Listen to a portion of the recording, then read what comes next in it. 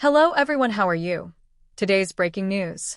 The movie The Luckiest Man in America imagines what it would have been like to be behind the scenes of a game show in the 1980s when one contestant is on an unparalleled hot streak. It's about the real-life game Press Your Luck, which aired on CBS between 1983 and 1986. In each episode, three contestants compete to answer multiple-choice trivia questions, and for each correct answer, they are given 3 chances to press a button to stop the circulation of lights on the big board. They would earn prizes based on wherever the light stopped. In 1984, an ice cream truck driver with a fondness for get-rich-quick schemes named Michael Larson studied the show long enough to discover that even though it seemed like the lights were flashing randomly over the big board, there were actually only 5 patterns, a few of which included spots that were guaranteed to earn him money. He figured out how to guarantee a win every time, avoiding a whammy that would eliminate his winnings. Though typical contestants walked away with about $14,000, Larson scored a $110,237 haul that led CBS officials to accuse him of cheating. After an investigation, it was determined that he didn't cheat, and he got his money, though he wasn't allowed to return to the show because he exceeded its winnings limit. In The Luckiest Man in America, Larson is portrayed by Paul Walter Hauser.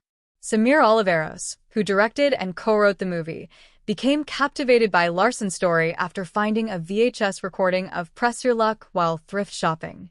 "I started watching the clip and I was like, oh, this is really good," he told Yahoo Entertainment.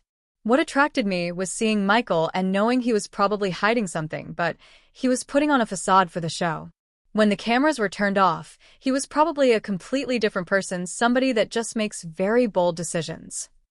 Oliveros became obsessed with what might have been happening behind the scenes in the control room during commercial breaks, in the time between tapings and after Larson left the stage. The film has a solemn tone at first, and then excitement builds as Larson continues to win. Oliveros said the goal was to convey that Larson's hot streak was good for the episode but bad for finances. Bill Carruthers Jr., whose father created Press Your Luck, served as a creative consultant for the film and gave the crew plenty of background insight into what would have been happening behind the scenes. "He would tell us that the control room at the time was crazy. It was like headless chickens," Oliveros said.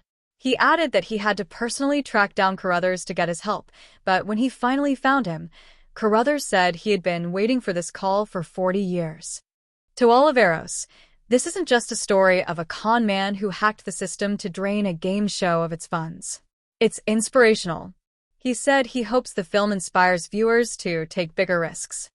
"I feel like Michael was somebody that would just go around his life making big, bold choices. People don't do that anymore. People like the security of a 9-to-5, Oliveros said. But Michael had a dream. The way he accomplished that dream was a little unorthodox, but he made it happen.